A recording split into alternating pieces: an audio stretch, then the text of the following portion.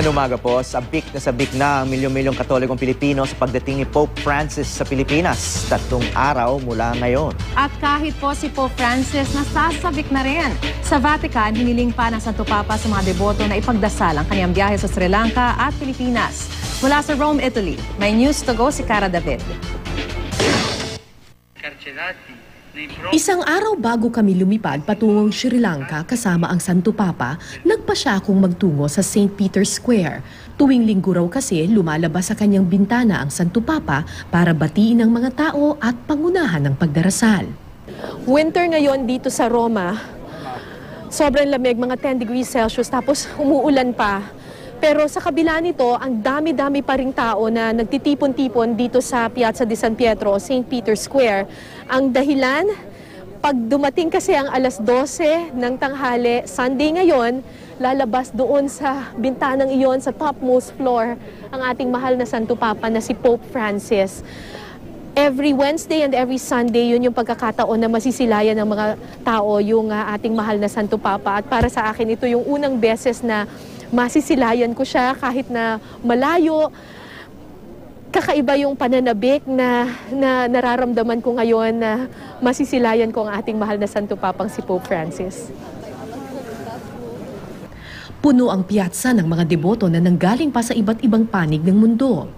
Dito ko nakilala ang mag-asawang Alwin at Miriam Pasqua na parehong OFW sa London. 17 taon ng kasal ang dalawa at nagpasya silang magkaroon ng renewal of vows sa isang simbahan sa Roma. Pagkatapos ng kasal, diretso sila sa Vatican para magpasalamat sa Panginoon sa biyaya ng matatag na pagmamahalan. Maging matibay. Matibay ang pagkasama namin. Kahit anong mangyari, hanggang pa rin kami sa isa't isa. Kasama nila ang iba pa nilang kaanak na unang beses ding masisilayan si Pope Francis. Palakas na ng palakas ang ulan pero hindi nagpatinag ang mga deboto. Ang lakas na ng ulan. At maya-maya pa. Sige, mali, oh my gosh! Ayan na! Ah! Hindi ko alam kung ano ang tumimo sa aking puso pero napaluha na lamang ako nang masilayan ko sa unang pagkakataon ang Santo Papa.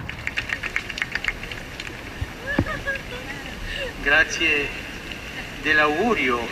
Sa kanyang mensahe, binanggit ni Pope Francis ang kahalagahan ng binyag at ni San Juan Bautista. Ang magandang sinabi niya kanina ay yung dahil sa ating kasalanan, nag-close ang langit.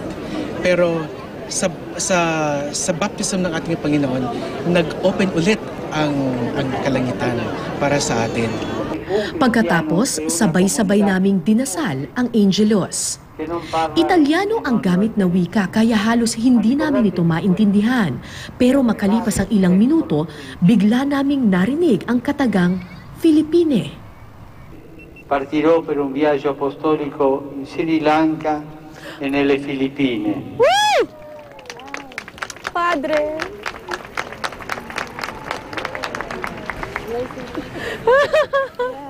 Grazie dell'augurio, del vostro augurio in quel cartello. Grazie tante.